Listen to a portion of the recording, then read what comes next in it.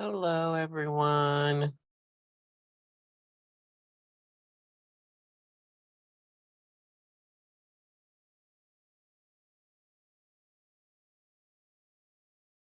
Can you hear me? I think you can since people were replying. Great. Thank you very much. Start in just a moment. Mhm.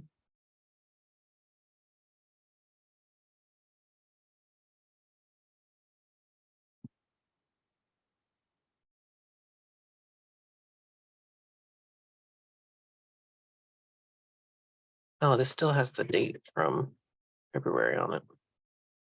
That's okay. I'll fix that later. All right, it is 6 o'clock, so let's get started here. Hello, everyone. We have 11, so that's about how many people should be here. So, hello everyone, we are in week 4, and today we are talking about art and identity in Korea under Japanese colonialism. But first, we have to talk about the midterm. So, we have our midterm this week. It's going to become available on Canvas at 7:16 p.m. So, right after class finishes, and then it's going to be due this Sunday, April 16th at 11:59 p.m. So let's go to Canvas so I can show you what you need to do. Here, actually, let me stop share because I think I am sharing just here. We go. Okay, so you should be able to see me move to Canvas. So do you see Canvas? Let me know.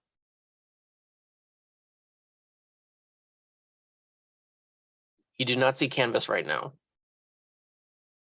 Okay, now we see Canvas. Okay, so Canvas and then modules. You go to modules like always, or I'm assuming that's how you do it. That's how I do it. Let me collapse everything really quick. Why is this acting so slow? No. There we go. Okay, week 4. And then after class. So you've probably already seen this. It says midterm examination. Now I'm in student view. So right now, if I click it, it'll show me that it's locked until today, right? So if I leave student view though, and I just go to my regular view, once it's open, it's going to look like this. And it has the directions of what you need to do. There's a Word document here. It's a docx file. You're going to download this file here, and then you're going to fill out your answers in this file, and then you're going to submit it back into this portal as either a Word document or a PDF.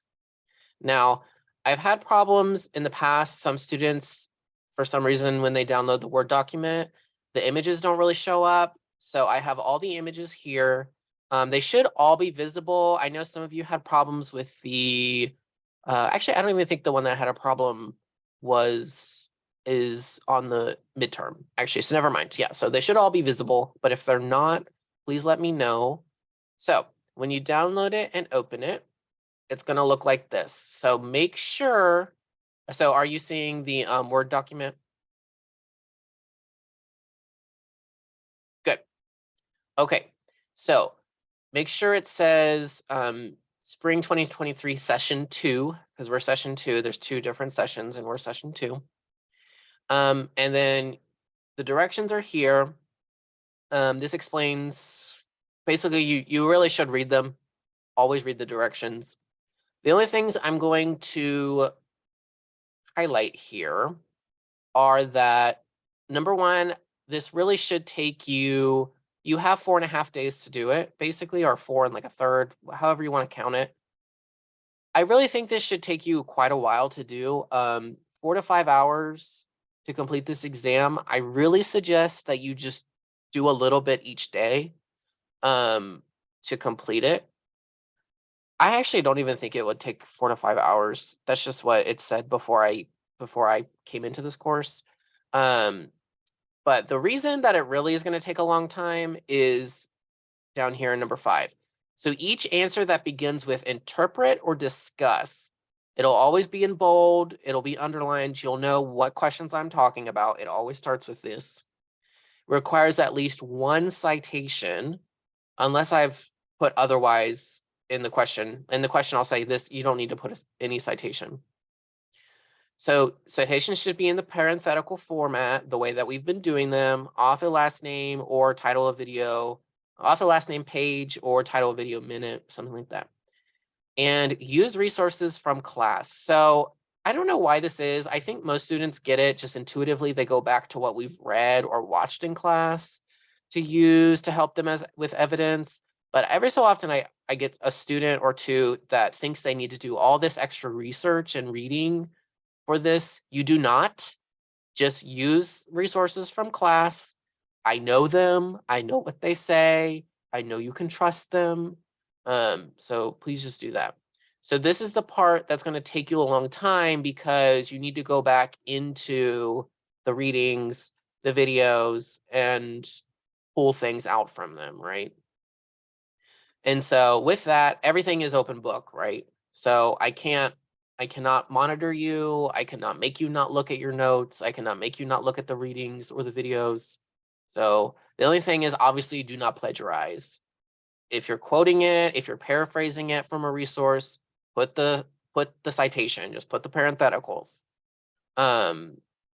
You know, I would also say you can look at your previous classwork, this says here, and base your answer off of something you've already said before, but just I will be able to see if what you've said before on this exam, sorry, I just hit that, on this exam is the same thing as something you've already said, like if you just copy and paste it, because of Turnitin. If you don't know what that is, all the instructors have it.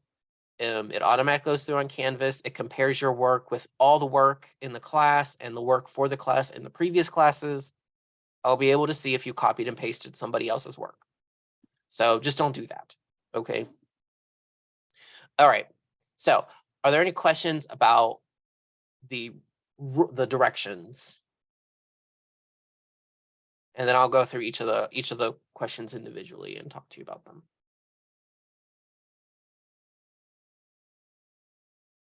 Okay. So, basically each week, this actually should be week 2. Week 2, so it's weeks 2, 3, and 4. So art in North Korea, Minjung art, and then what we're doing this week, which is Kohuidong art during Japanese colonial period, right? Art and identity. So this is the first question. There's 6 questions. I think all of them except for one are divided between like an A and a B. And if you look here, it always says 1A, 1B. You can see I have put the discuss here with an underline. So you know that you need to refer back to something from class. And then I also have a suggested word count. I really think you need about this many words in order to get a full 5 points. Maybe not, but I really do think so. Just make sure you read the questions very particular and answer each part of the question. Okay, so discuss media representation / perception of North Korea in the US, provide 2 specific examples of representation / perception. So 2 specific examples. Do not forget, you need to provide 2. So one representation that we see a lot about North Korea in media is this. Another one is this, right? And then 1B goes along with it. Discuss how this class has or has not changed your understanding, opinion, perception of North Korea, and then provide 2 specific examples referring to things from class readings videos that challenge your preconceptions. So one way it changed was this. One way it did not change was this because I already knew that or something. Yes, exactly. Those examples are things you need to refer to. So for example, we read this about North Korea in class, right? And this is an example, of a perception. Does that make sense? Okay. All right, good. This is the only one that's like that. So this one's kind of an outlier, actually. The rest of them are pretty much the same.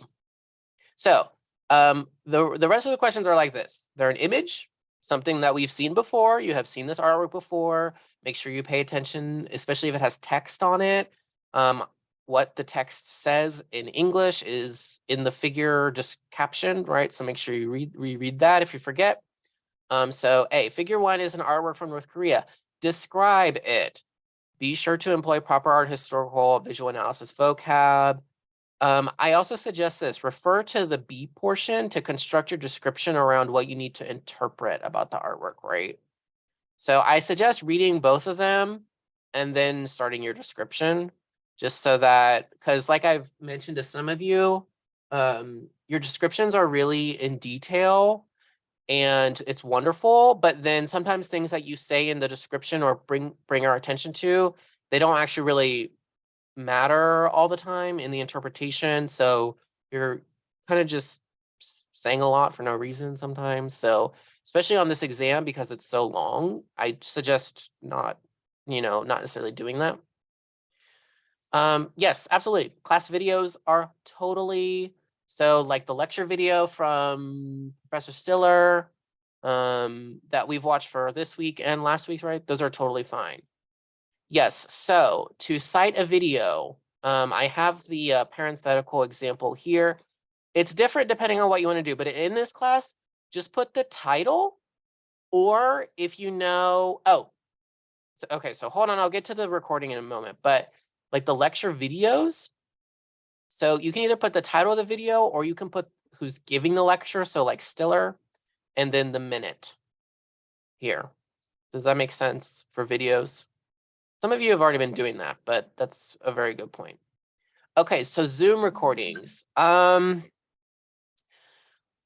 So in the past, students have done that, and I think it's fine. I just think that everything that you would need to refer to is probably in the readings or in one of the videos for class. So I don't necessarily think the Zoom recordings are what you should be citing. But I don't know, if there's something really specific that we said in the Zoom that is not in the resources already, then yeah, that would be a case that you would use the Zoom recordings. Like, especially for like when it's like your opinion or something, maybe something someone said in the Zoom or something I said in the Zoom that wasn't in the readings changed your idea or made you think about it in a new way, right? So that could be a reason to refer back to the Zoom. Does that make sense? Yeah, of course. Okay, so yeah. So describe it and then interpret whether whether the figure 1 artwork qualifies as propaganda art and why. What makes this artwork propaganda as opposed to simply political? Sound familiar? It should sound familiar, right? So your interpretation, what you're going to tell me, what meaning you're going to make is going to be about propaganda, right? Which we've talked about. Okay. Minjung art in South Korea. Oh, actually, these two are kind of, well, no, these two aren't really like the first one. So discuss the Minjung movement in South Korea during the 1980s and 90s. How did it begin and how did it end? Who were Minjung activists? What were their goals and why? Okay, so notice this question. And then the next question, B, discuss Minjung art. Provide a broad definition of Minjung art. What were Minjung artists' artistic backgrounds? In what different art forms did Minjung artists work? Provide 2 specific examples of artists and their artworks. So I always get this. Students will talk about Minjung art in the first one, and then they'll just repeat their answer for this 3B. Notice these two are different. This one is just about the Minjung movement, and then B is about Minjung art specifically, okay? So don't get that mixed up. Then we have an artwork question, right? So you've seen this artwork before. We've talked about it a little bit in class and on the blog. So figure 2 is an artwork associated with the Minjung movement. Describe it like normal. If you look at 4B, interpret what specific concerns or goals related to the Minjung movement the artwork above conveys. How does the artwork convey this visually through composition, perspective, style, iconography, etc.? So that's what we were doing last week. Okay. And then, so here's a comparison one. So there's these 2 images here. Both of them have been in class. And figure 3 is an artwork from North Korea, while figure 4 is an artwork from South Korea. Comparatively describe and interpret them. Consider their medium styles, compositions, genres, etc., and how they are both similar and different. What are the intentions and politics behind the two artworks, and how are they similar and different? So be sure to look at your feedback from your plenary response last week, so that you can improve for the exam. You do not need to cite anything for this one. There's so much info that you could use. There's so much different stuff you can talk about. I'm not worried about a citation for this. Just primarily looking at the two and comparing them. And then the last two questions, or last question divided into two, is about who we're talking about, who and what we're talking about today. So figure 5 is an art from the Japanese colonial period. Describe it. And then interpret how this portrait represents the national, cultural, and/or other identities of its artist. Consider the historical context relevant to its creation, who created it, and why would they choose to represent themselves in this way, which is what we're going to be talking about all today once we're done with this. Okay, so are there any questions about the midterm exam?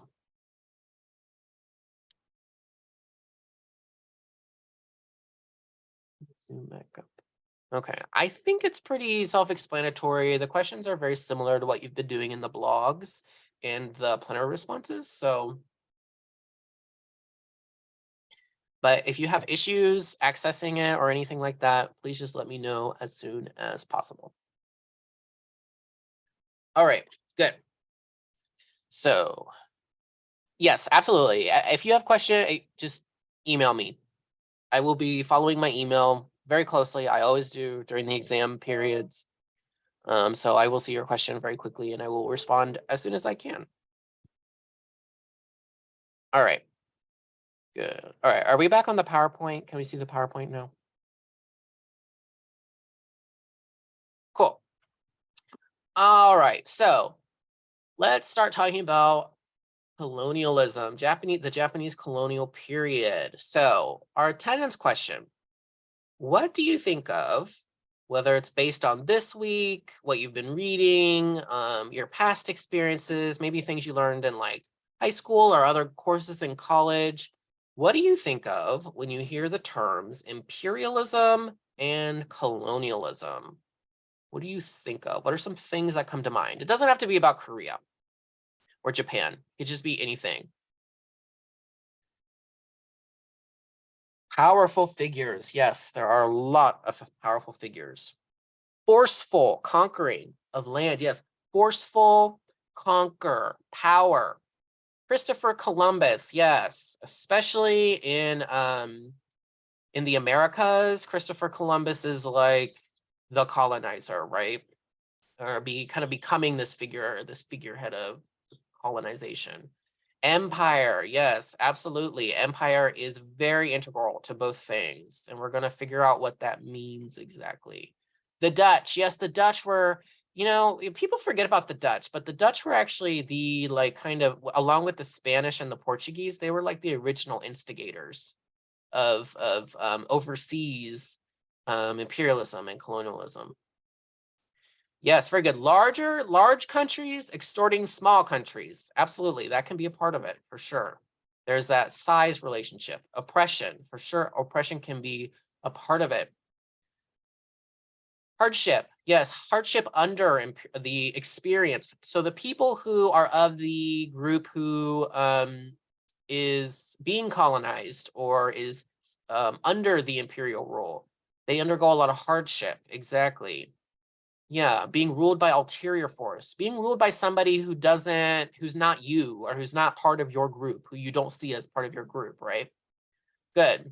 Inferiority, yes, there's a sense of someone superior, one group is superior and one group is inferior. Expansion, yes, absolutely. This idea of always getting bigger. Yes, influence, yes, being able to have influence over other people, right? And manifest destiny. Perfect. Manifest destiny is my first example of what I think of. Yes, absolutely. No matter what story you believe about the United States or Canada, the United States and Canada only exist because of imperialism and colonialism.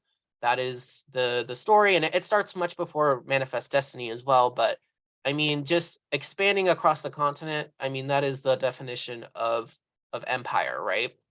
So United States and Canada, definitely this idea of going into these lands that definitely belong to, in the case of North America, all the different indigenous people who were been here for thousands, if not tens of thousands of years, really, and saying, this is ours now, right?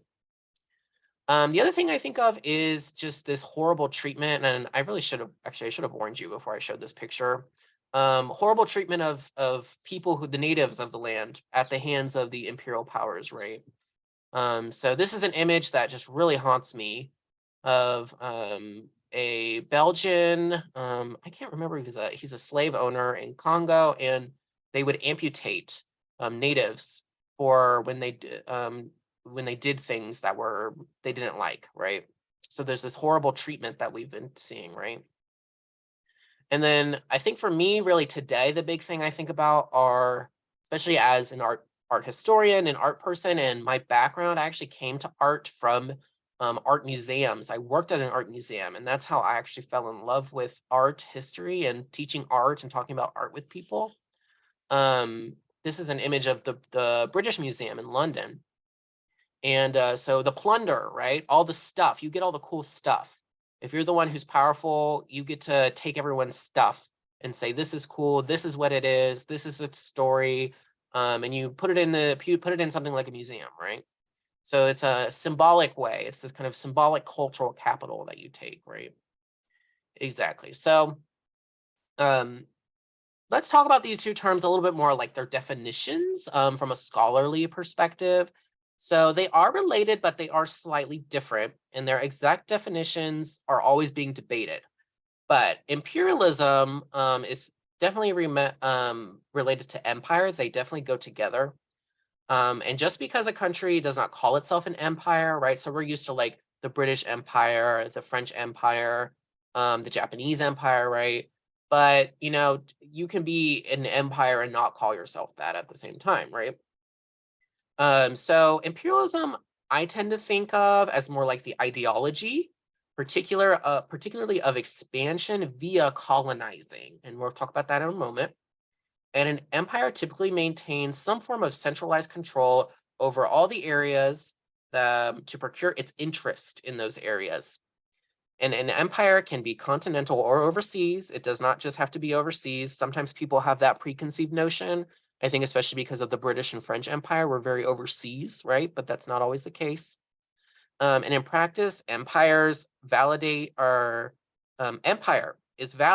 by the ideology of imperialism, and they need that, so they must to assert not only political dominance, but also this cultural and economic dominance over the areas into which it has expanded, right? So it's not just, a lot of people will think that imperialism, colonialism are just about political control or economic control. They're very much about cultural dominance as well, right? So, and we're going to talk about that. So colonialism, I like to think of as it's the means to an end for the ideology of imperialism. So it's the way through which empires dominate culturally, politically, economically over those areas that they've taken over, and they take them on as a colony, and they either limit or eliminate sovereignty and autonomy over the land from the people who were there first, right? So the land is the most important factor for imperialism and colonialism because what they both boil down to is who has control over the land and everything that comes from it. So the resources, the people, the space.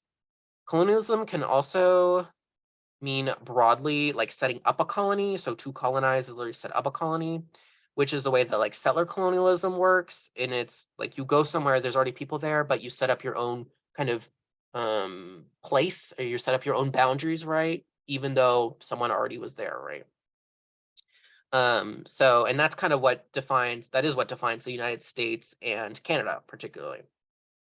So colonize is to be of the group that is dominated by the colonizer, and the colonizer is the one who dominates, right? And so this is what sets up the dichotomy that is always in question when we study imperialism and colonialism. colonizer versus colonized.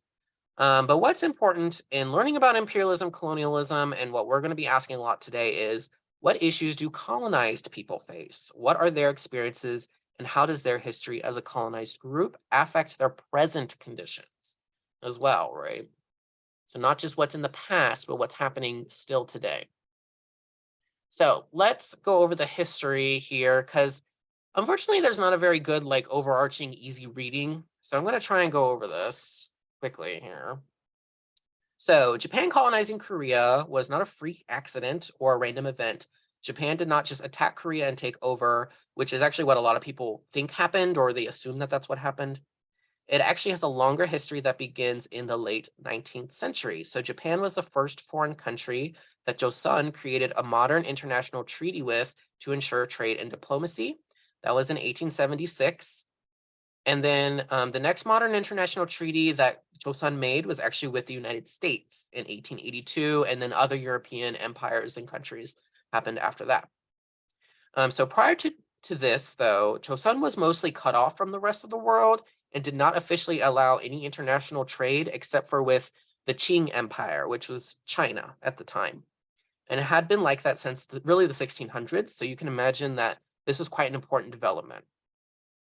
But this also meant that many large political and economic powers started to have their hands in Joseon politics and society, and many conflicts arose, the most defining of which was the Sino-Japanese War in 1895 between actually Qing China and the Empire of Japan.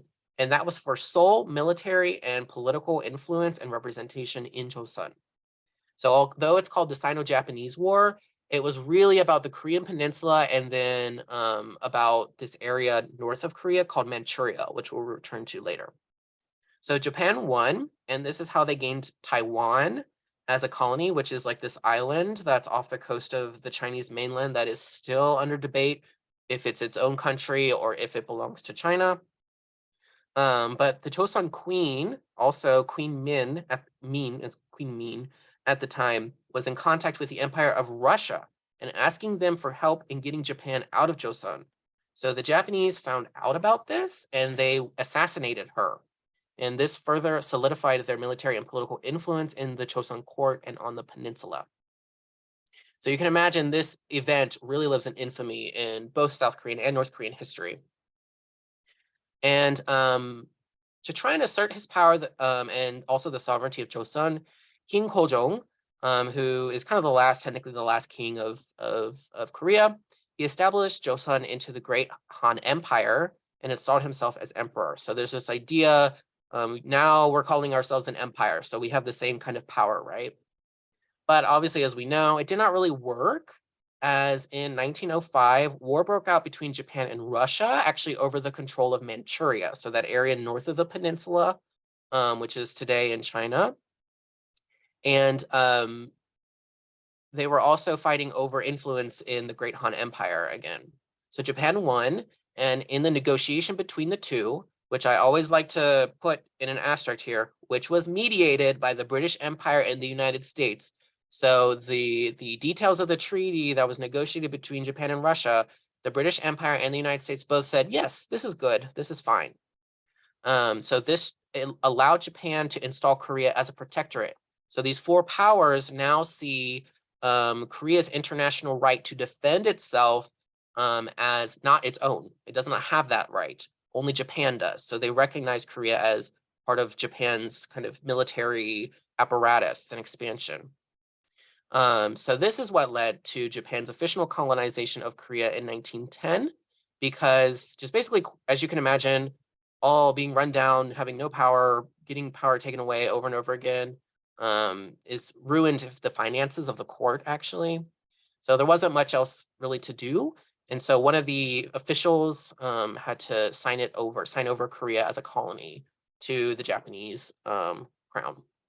And so the first thing that they really did in Korea, that Japan really did in Korea, was they did this over here. They built this giant kind of Greco-Roman inspired building as the government general building. So the Japanese headquarters for the Japanese colonial government in Korea. And it's located in Gyeongbok Palace's front courtyard. It was. It was demolished in 1995. Does anyone know what Gyeongbok Palace is? Jed, can you tell us what Gyeongbok Palace is? Gyeongbokgung? Or you can probably guess by the name Palace. What do you think?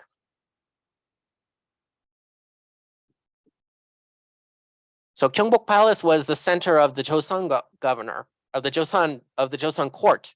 This was the emperor's palace, the king's palace in Joseon, and during the Great Han Empire, right?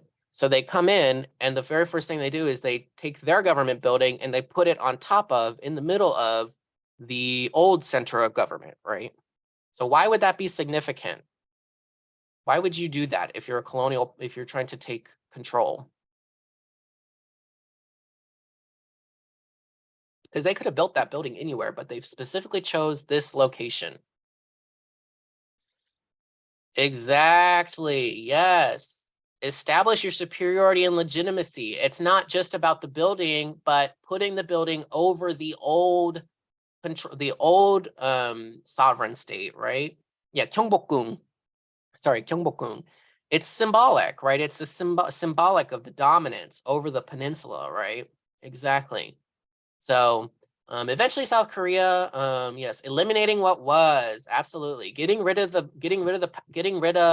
past, the power of the past, and establishing your dominance today. Exactly. Yes, good.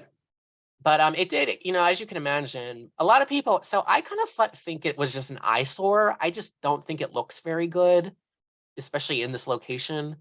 But it stood there for a very long time, even through South Korea's history. And it was actually the National Museum at one point as well of Korea after liberation.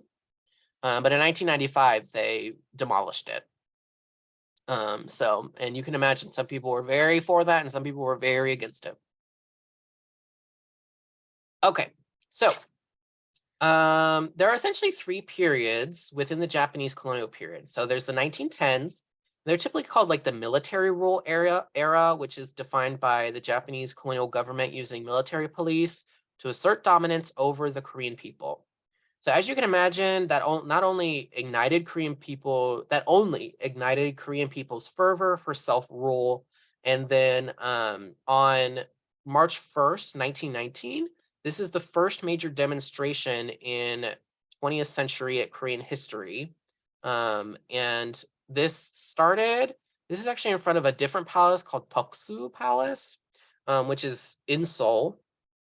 And it's spread across the nation state, across the peninsula over the course of the month. And so in this photo here, this was actually taken by a British missionary in Korea at the time.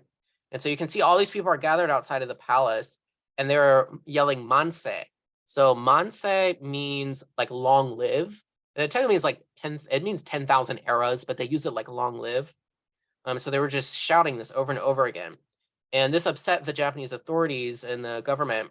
And so they released the military police on them. And so you can imagine they were using a lot of force. It became very bloody. There are a lot of very haunting pictures, actually, of Korean people's, the way some people ended up after this due to the military police. But there were so many Korean people, they overwhelmed the authorities. So the Japanese actually gave in and started offering a little bit more freedom. And this is when we get to the 1920s, which is called the era of cultural rule. And it's during this time that industrial expansion and technological development really exploded in Korea, brought on by Japanese colonial policies. So this is why people call it cultural rule, because it was more a policy of ruling Korea through the modernization of different facets of society. This is also when Korean people started to get moved around, not just in Korea, but also throughout the Japanese Empire as laborers, and particularly from rural areas to urban areas, so like Seoul, and also to the north in what is now part of North Korea and Manchuria. And then finally, we get to the 1930s, and this is through the Pacific War to World War II. And this is the time that truly lives in infamy in Korean history, because for the Empire of Japan, this was the war mobilization period. So Japan was trying to extract as many resources, both natural and human, from the Korean Peninsula as it could in its effort to expand and take over all of East and Southeast Asia and the Pacific Islands. And the ideology that Japan used to get Japanese people on board was centered around the cult of the emperor and this Japanese supremacism. So you'll also hear people talk about like Japanese fascism, and that's what this period is kind of defined by ideologically. So in Korea, they preached an ideology of unity between Japan and Korea under Japanese culture. And this is when like the bans on the Korean language and Korean names were instituted. And it's when the Japanese military really expanded and the sexual slavery apparatus for the Japanese military obviously also expanded. Many Korean women were coerced into this apparatus. And eventually, Korean men were also drafted into the Japanese military to serve on the front lines as like human fodder. So when people talk about the Japanese colonial period as like this horrible and evil time in Korean history, well, the earlier periods were definitely not like great, as you can tell. This period is like the one that was just this 10, 15 years. This is really when things were very bad.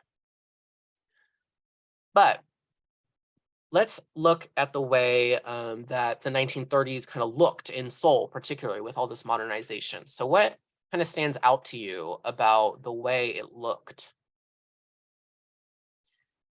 Yes, so the women who were coerced into sexual slavery, they're called wianbu in Korean, and it's still a huge issue today because Japan has never officially apologized for anything, like the Japanese government hasn't. So what do you see? What stands out to you about this image of Seoul in the 1930s? Train. Yes, there's a train. I think it's a tram technically. Yeah, a trolley on electricity. Yeah. Electricity was actually in Seoul since the 1890s. But they really expanded like this trolley system, like public transportation. Yeah, there's lots of top hats. So in Korea, they already wore these kind of taller hats, but maybe these are more kind of like Europeanized or Americanized versions, right? It looks developed, yeah. It looks a lot like a quote unquote kind of, to me, it looks a lot like a Midwestern, like North American city at the time. Right? Yeah, there's a lot of different languages going on. There's Korean, English, there's Japanese, lots of different languages. The architecture is very kind of European inspired. Yeah, the lampposts, there's a lot of like lampposts. Yeah, that's what I mean, like Tulsa, like Oklahoma is kind of Midwestern American, US, North American city. Yeah, exactly. So you can kind of see though, but a lot of the people were still wearing these kind of outfits that a lot of the men are wearing. There's a guy here who seems to be in like a European style suit, but like this is very kind of Korean clothing. Yeah, tobacco. Is that what, the tobacco sign, right? So you can see, yeah, see cigarettes were in Korea for a long time. I'm not sure why this is in English, but this is actually Jonggak, which is on Chongno, which is still the Hwaxin department store. It's still there. It's still in Seoul. You can go to this exact intersection in Seoul. Actually, I've been to this exact intersection. It looks different, but it's the same place. Yeah. So as you can see, there's a lot of modernization. There's these elements of quote unquote modernization, right? Kind of technological advancement. Yes, looks very different. So this is kind of why this period is so important, because it's very specific. It's very specific to Korea. And so this modernization coming under through colonialism, we call it colonial modernity. And it's pretty self-explanatory. And it just means that it's when a society becomes modern, not necessarily through its own volition, kind of like Europe did or kind of Japan did in some ways, but through a colonial policy, right? So you're kind of made modern. Someone makes you, through the policy of colonialism, you're turned into something that's more quote unquote modern. So, and in Korea, there were a lot of aspects to this modernization. So new technologies, especially in transportation, like railroads, automobiles, and telecommunications like radio, were big. And then the diversification and like mass production of goods also kind of started. So this made like goods more accessible. And it also like led to more importing of goods. This is when like importing stuff from like Japan North America and Europe started happening.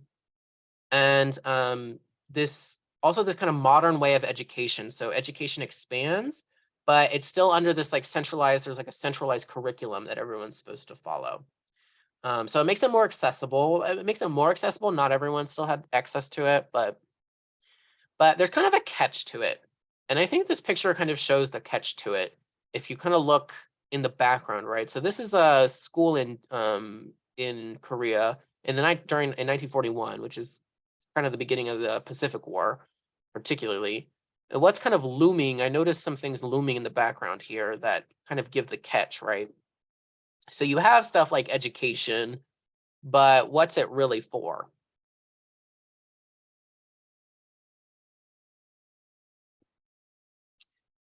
Assimilation. Yes, exactly. Indoctrination, colonization. Yeah, exactly. It's not like education necessarily for, for the betterment of Korean people or the colonized, but rather to get them into this imperial ideology, right? Into this apparatus. Exactly. Yeah, they're out here playing Risk. Yeah, exactly. So, and all education has that aspect to it, right? But in the case of colonial modernity, it's very pronounced, right? Good. So this is also, as you kind of learn, this is also when the quote unquote modern art starts becoming a thing in Korea.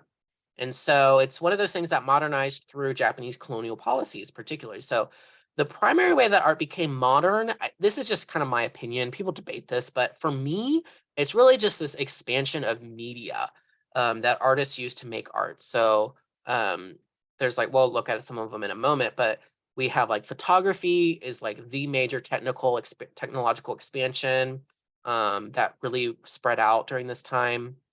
And so because these kind of media coming from Europe were coming into Korea, it also meant that European artistic traditions were also coming in and becoming popular in Korea, such as like oil paint on canvas.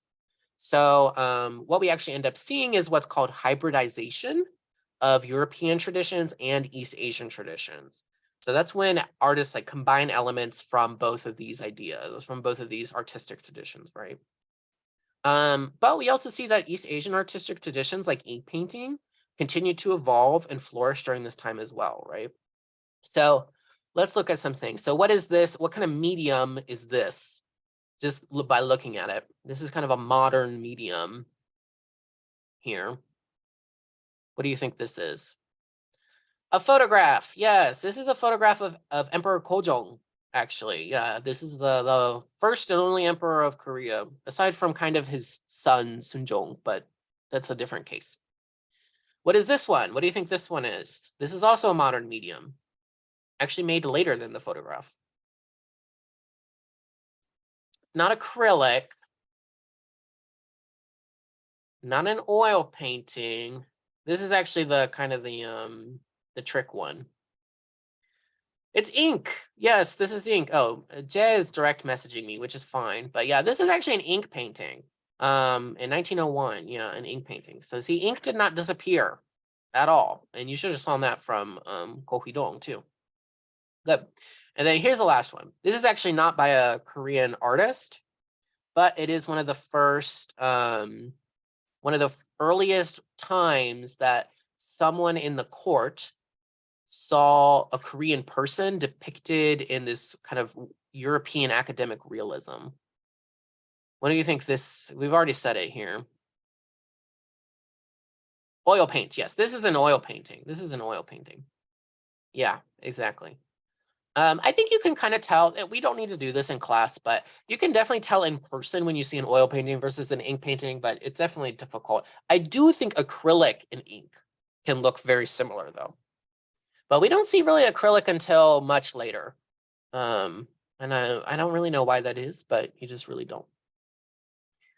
Yeah, definitely. I think this expansion of media is what challenges, right? What is considered art, right? When new media become available, it does change our idea of what can be art, right? I mean, we see that into contemporary art. When we talk about contemporary art in a few weeks, we're going to see some media that is like What? Like crazy. Good. So let's talk about some of the negative experiences, because this is going to set us up to talk a little bit more about Ko Hee-dong and like thinking about why it's such a big, his image, his portrait is such a big deal. So amidst all the colonial modernity, it also caused a lot of problems for Korean people, as you can imagine, as we already kind of know. We've been talking about this over and over again, right? And so one of the things that really left a legacy were the identity crises amongst Korean people.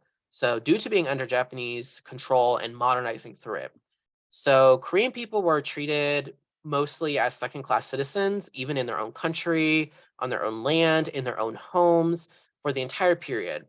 And so this led to a lot of displacement and poverty for Korean people, even in Korea. So Korean people did not have as much freedom in Korea as even a Japanese settler had in Korea at the time.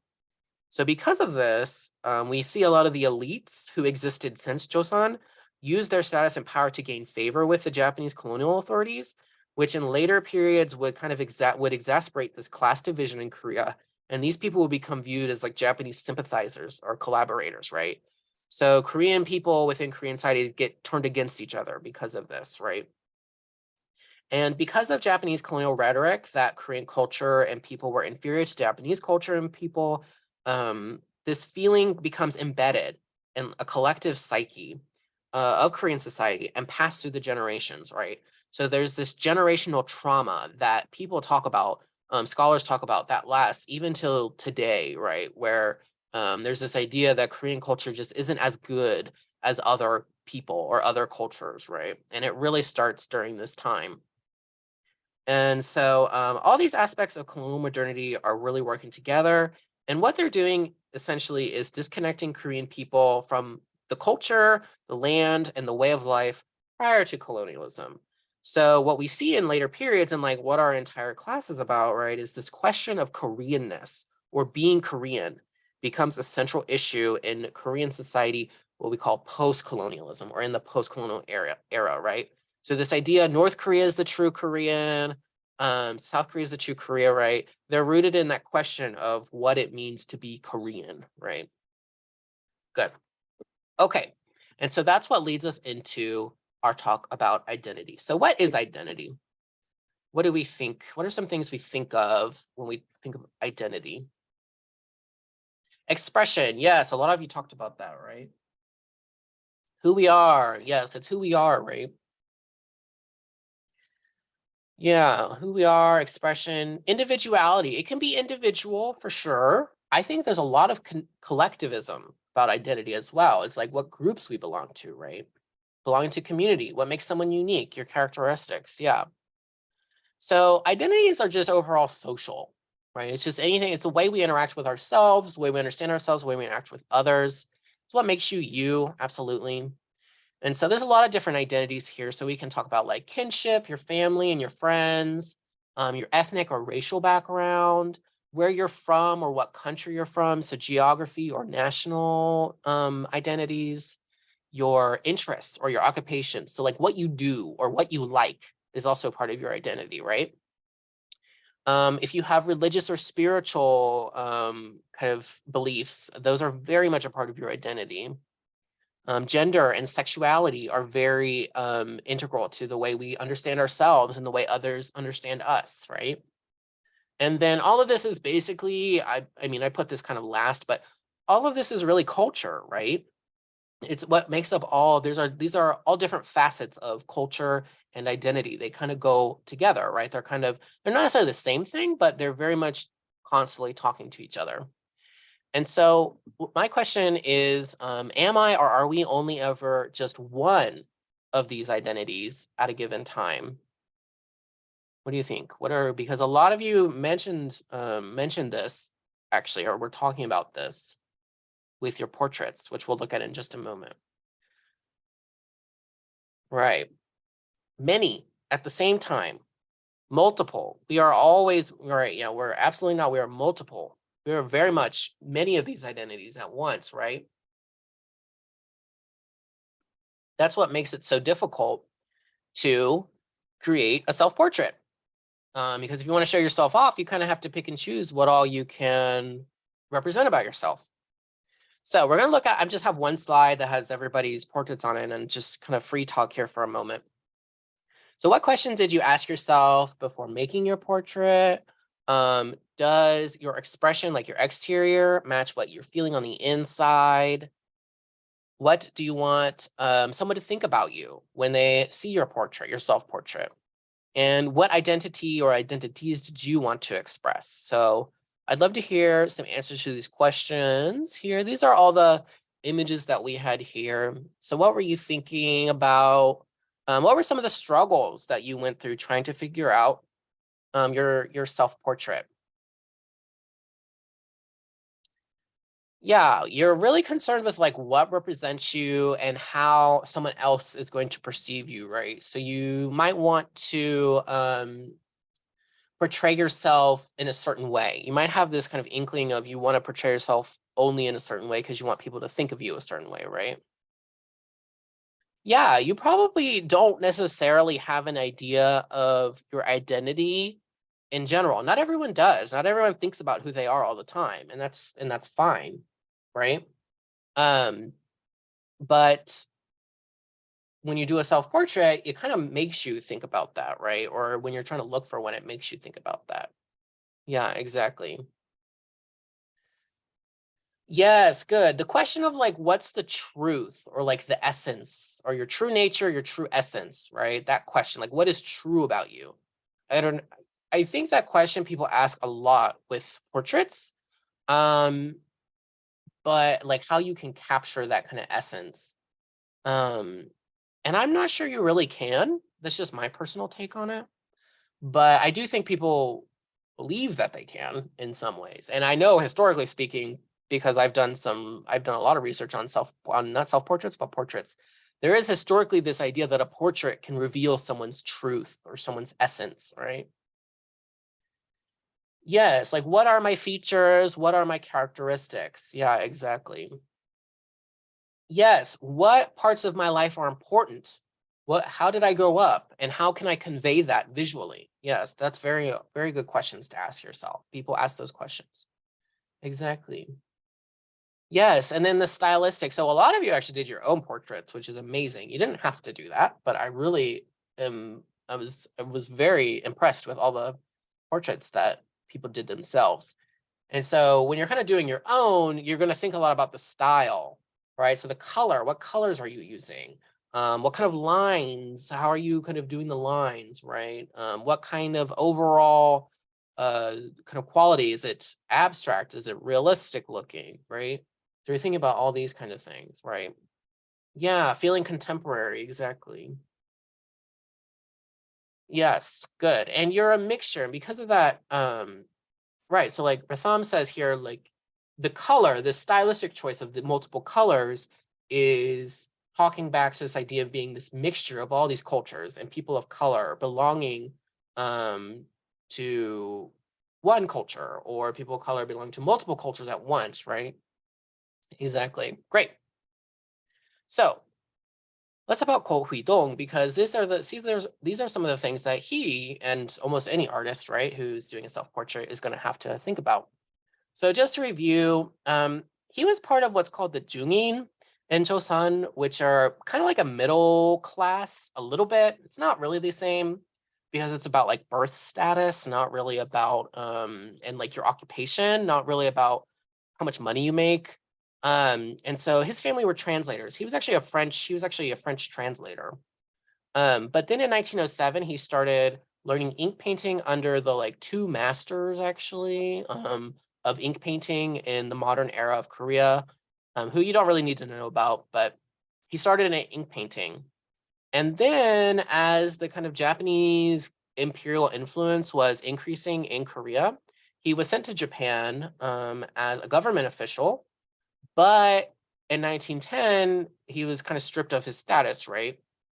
And so he actually just ended up going to the Tokyo School of Fine Arts, which is where he studied art. So what kind of arts did he actually end up doing first at the Tokyo School of Fine Arts? Do you remember from the reading?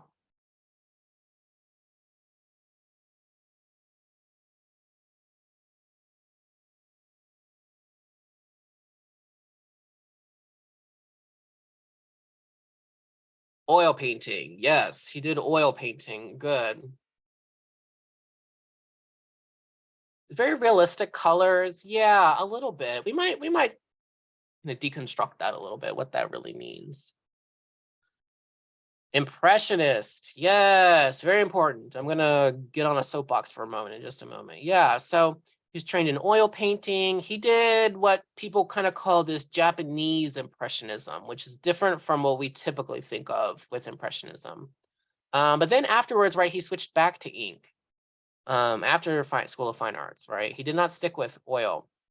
And he helped actually establish like one of the first artist associations, like modern artist associations in Korea as well in 1919. So a very important figure in the 20th century art of Korea, particularly painting. So let's talk about this portrait here. So the medium, we'll do our description. We're kind of running short on time here, so I think we talked a lot, but or I talked a lot. So medium, oil on canvas, exactly, genre. So what is the genre for this artwork? So medium is oil on canvas, which I think we got. What's the genre?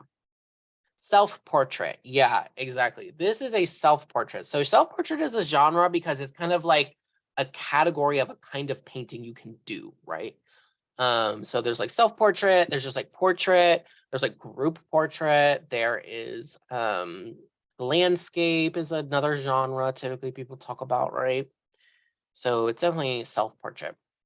So who is it? Let's talk about how would you describe the figure in this image, in this self-portrait? How would you describe the figure? What's something you would say? What's something you would bring someone's attention to if you had to describe it?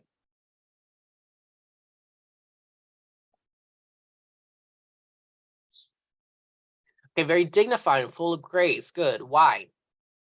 What makes you say that? Formal. Yes, formal. What makes you say it? What makes you say that it looks formal? Looking out towards the viewer. Very good. Yes, this figure is engaging with the viewer, right? He's looking towards the viewer. Yes, the gaze in a self-portrait is very important. Yeah, he's a scholar, a government worker. Yeah. Yes, there we go. Facial expression and clothing. Yes, absolutely. His outfit is what's very pressing about this artwork, right? So he very much looks the clothing that he's wearing is giving him this very particular kind of formal appearance, kind of like government or scholar, right? Yeah, so this is Cole, right? We know that. And then he's in the official's hat and robes. You don't need to remember what they're called. You can just say the robes and the hat, right? So the perspective. So this kind of goes with like the gaze. So he's looking towards the viewer. This is important here. This is like a chest up portrait, a chest up portrait. There's different like kind of compositions of portraits. And this is a chest up, right? And then the background. What's up with the background? Why is it? So it's kind of like ambiguous. There's not really much going on there. Yeah, it's kind of grungy. Yeah, I like that. Plain. Oh, maybe meant to look like silk or paper. Yeah, okay, yeah. Why the plain background? What do you think? Because that's something about this portrait that I always thought was kind of weird. Or I just always think it's weird about portraits is they just sometimes they have like very detailed backgrounds and then other times they just have nothing. Yeah, maybe make the figure more prominent, maybe make you focus on the figure. Yes, we're going to look at the way this compares to the other paintings in just a moment. Well, I don't know why it's chest up. I'm assuming because they believed that was like a European tradition or something, although there's plenty of full body European portraits, but we'll look in just a moment. Yeah, maybe it's to focus on the figure. What about like the color? So the style. What about like the color and the way the brush strokes work? So are there any lines? Are there any immediate like outlines in this? This is very important because this is very specific to oil painting. There's some outline. There's some outline. Yeah. But what is kind of the technique that the artist used primarily to create like shape or give this idea of shape. Yes, the suggested shadows. Yes, the suggested shadows and the, yes, loose brushwork. So think about the artist like literally going like this with the brush over and over. We call this loose brushwork and the modeling. Exactly. We can't, we can't see this in person. But if we did, we would get close. We would have magnifying glasses. We would look at the way that this artist used the brush because it's very important, right? Yeah, so it has those soft colors, the blue, the shadow, light and shadow, right? Coming from a single light source. So yeah, I see some people think different things about the light source in this portrait, but I think it comes from the right over here or from the figure's left, right? So Japanese Impressionism is just, it's by this guy. It's the style that's under this guy named Kuroda Seki, who went to France, and he actually learned like French academic Impressionism, not Monet. He didn't learn from Monet or somebody like that. It was actually Colin or Chavannes. These are actually post-Impressionists, if you actually follow who they are. But basically, he came back to Japan and he started teaching this kind of his own style and marketing it as like this Japanese version of French art, basically, of like French art. And so it's not Impressionism in the same way that we think of it. No, he's not the first person who brought Western style. There were people before him, but he is the first person to really like academize this kind of European art. This like with the colors and the loose brushstrokes and this kind of impressionist inspired artwork. Yeah. Yeah, they had Western style artists in Japan since like the 1860s, actually. So let's just talk about this briefly. So one thing we're going to start focusing on a little bit more is like, what is the argument? Because we're reading these scholarly journal articles now. So what seems to be the author's argument about this artwork in particular? What do you think? And so I have the page numbers here, 410 and 412 is where I think the argument about this artwork is. What seems to be her interpretation of why this artwork exists, what the artist was trying to do here, what seems to be her argument.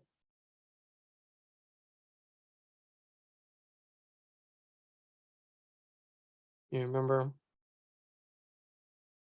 Yes, it seems to be he's kind of deliberately signifying his Korean identity and also something else. But there's kind of like a background reason for that. That's a little bit different than just signifying Korean identity, right? There's kind of a background reason. What's like his background reason for doing that?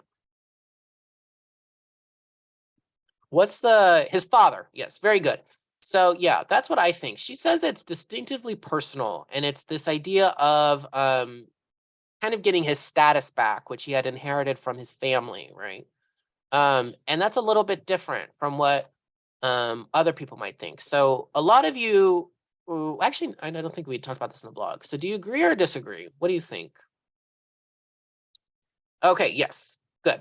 So there are a few different alternative interpretations, and the reason that this article is different is because she's the first person to actually make this connection, because most people actually made before her article, most people said either these two things. It was coincidental.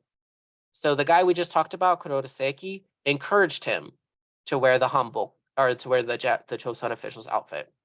And then other people say it's political. He was trying to take a nationalist stance, and it was an anti-Japanese colonialism decision. But she's saying it's personal. It's actually more about his family. So what do you think? Which one do you think it could be? Let me show you this too. So this is his portrait, and these are his friend's portrait. So what do you notice? Why don't you just drink those then? Well, you drink Dr. Pepper. That ain't gonna help. Let's be sure to turn our mics off. Maybe it's gonna. Oops.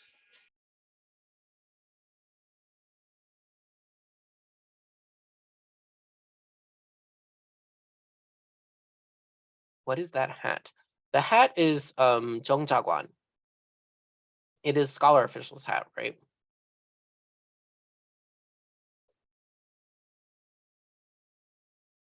This one, I think it's just like a kind of European, like fedora kind of hat or something like that, maybe. Not sure. Yeah. Yeah, it could be political, but it could be both. Exactly. Exactly. It could be both. I think it's both. So yes, how's it gonna be this? We've kind of gone over this, right? So I think it's actually both personal and political. I think that's a combination of all these arguments that are going on here. Although everyone seems to think it should just be one. But if you've ever heard this statement, it's actually from feminist theory. It's the personal is political or the private is political, right?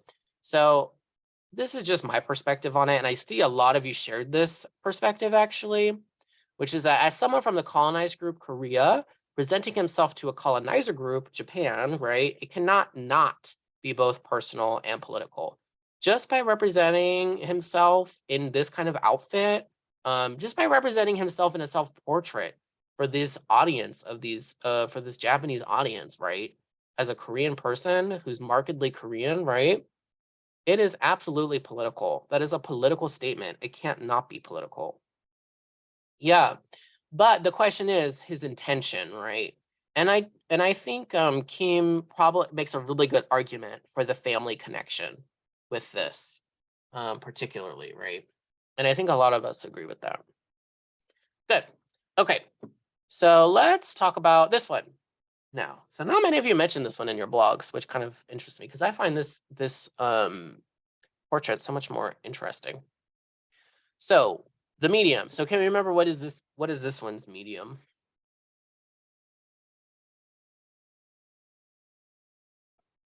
Yes, oil. This is oil on canvas. Yes, oil on canvas. I do suggest if you ever list the medium, if you want to really sound like art historical, always say like what it's on. So oil on canvas, because you can do like oil on paper. It would probably be really gross. It would not turn out very well, but you could do that. So people say that often. Good genre. So what's this one? What's the genre of this one? It looks pretty different. But what do you think? Self-portrait. Absolutely. Yeah, it's still a self-portrait, even though it has a lot of different elements. So what are some things about it that stand out with this self-portrait?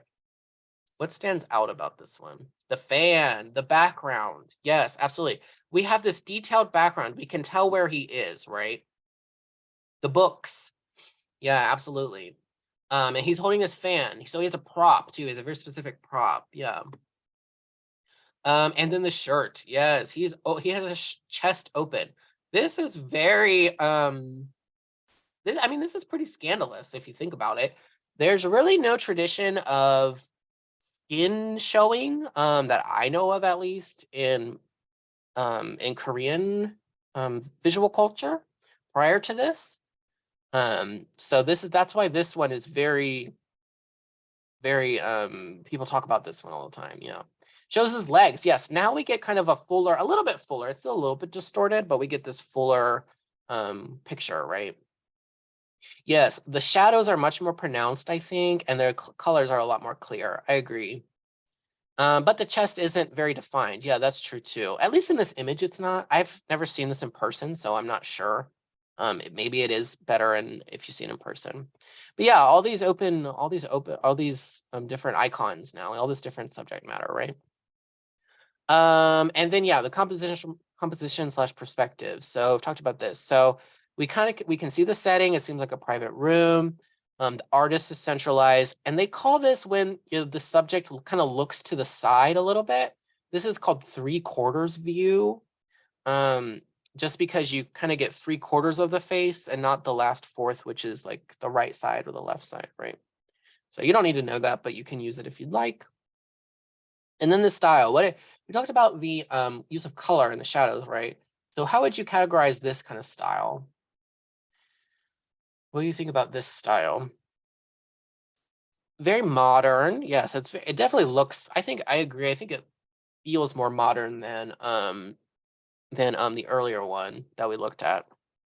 It's very dull. Yeah, it's very dull, but it's not bright. Yeah, very dull, not bright, which is quite different from earlier.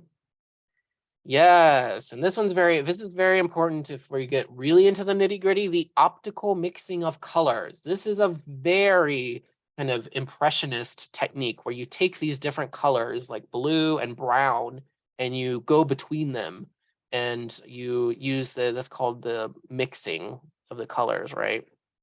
Yeah, the natural colors. The colors are overall more natural. I would say, at least. There's browns and these grays and, it's just overall very natural. And yeah, we can't see the brush strokes, but very well, but they would be very kind of heavy-handed, you would see. Good. So what does Kim say really quickly? Let's see about this one. So she says this one is his what?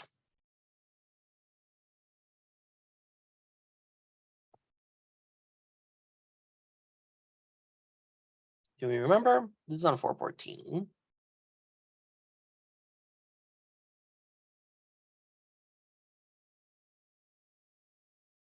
What was his intent with this one, according to Kim?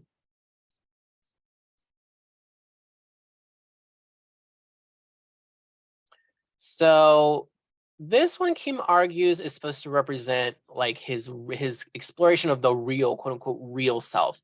So remember, we talked about, some of you said like the essence. In your self-portrait, you were about the truth, the essence, your true nature, right?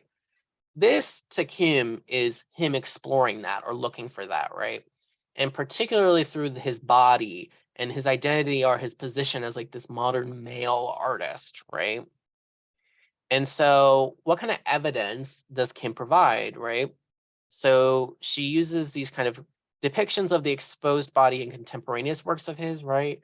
So he had this magazine cover, which was very focused on this very like slim but muscular body, right? Of a boy. It kind of looks like an adolescent boy, if you ask me. With a tiger. So very interested in like strength. And then this image here up in the top is showing kind of the body at work, right? And then also references to past art. So this is, you might learn about this if you take visual arts of East Asia, I don't know. Oh, yes. This is actually an Water and Moon of Avalokiteshvara. I don't think he would have known about this painting, but she compares it to this painting. I don't think he knew what this was, but anyways. Yeah, so his ink paintings look a lot like this other artist who we actually did see in Charlotte Horlick's article about Minjung art, named Kim Hongdo, who was from like the late 18th century, like this 1760s through the early like 1810s or so. Yeah, it looks a lot like that. So what do you think? Do you agree? Disagree?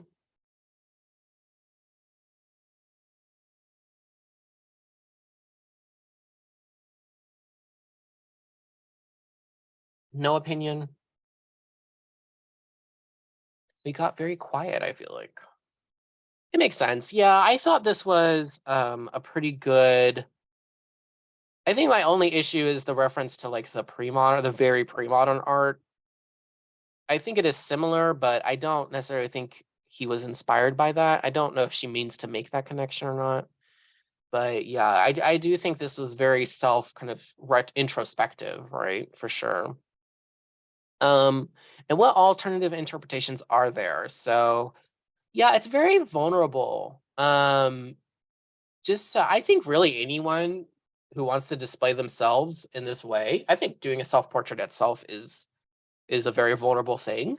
So all of you should be very proud of yourselves for sharing that. I actually kind of had a little bit of qualms with this project, with that blog, because I have had students say it makes them uncomfortable. So I'm really sorry if it did make anyone uncomfortable, but I'm very proud of all of you for sharing that bit of yourself with the class. So yeah, so some people say that this one is actually about like him being a modern intellectual rather than just a painter, just based on the books, but that's one thing. So interpret. So what identities? So we've kind of talked about this, right? Modern, male, intellectual. Yeah, what's the significance? What we've seen here, that vulnerability, introspection, the real self. Good. Okay. Oh yeah. And then it's also part of their training. They actually started working with live nude models a year before in 1914 at the oh my God, at the National School of Fine Arts in Tokyo. I'm not sure if he actually took courses with live nude models, but they did start doing that about the same time. So some people think it's connected to that as well. Okay. Yeah, masculinity monitoring. Okay. So last little point of discussion. So I was very interested in this in your blog. So usually I get a good mixture of people, but almost everyone in our class said that if they had to do a self-portrait, they would do like what Ko Hui-dong did with the Chosun kind of wear, right? And so almost everyone said that. And then one person actually did which is what I would do, would be a mixture of like tradition and the like new modern, try and figure out a way to like combine those two together. And then no one said only modern. Usually there are a couple people who say I would only want to do modern, right? So, all right, it's 7:15, so you're welcome to go if everyone needs to go. But anyways, I think one of the reasons I think a lot of people say they would do the traditional Chosun Korean way. But what are kind of the stakes with that? Because I think this is very risky as opposed to just doing modern. Why do you think his friends all did only modern? They did these very modern, drab kind of self-portraits. What do you think? Yeah, I really think this was a risk. I mean, yes, yeah, they were going with what was in fashion, exactly. Maybe satisfied the Japanese, but I think it wasn't just satisfy the Japanese, but it was kind of like the status quo. It was cool to do this kind of modern, quote unquote, westernized look, right? And it also happened to be following along with what the Japanese trend was, right? So yeah, it's exactly. There's a lot of, it's tough to say what exactly you would do. Good. All right, thank you very much. You are free to go if you have questions or anything and you want to chat with me after class, you can. I really suggest downloading the final and just looking over it, or the midterm, if you have time as soon as possible. Do not wait until Sunday. Thank you.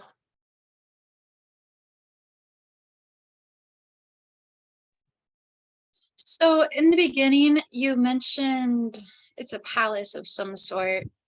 I forgot. Yeah, Gyeongbok Palace. Yes, I'm actually for my for Miss Stiller's East Asian ceramic class. We're learning Yeah. about that, and my article that I'm doing for my YouTube presentation actually mentioned it. So I thought that was cool. I just don't know Is how. there I don't think they had. They might. I mean, they probably had some kind of ceramics collection. Is that what you're talking about? Yes, I think it was a ceramic collection. I think. I There is glanced over the journal. hold on, let me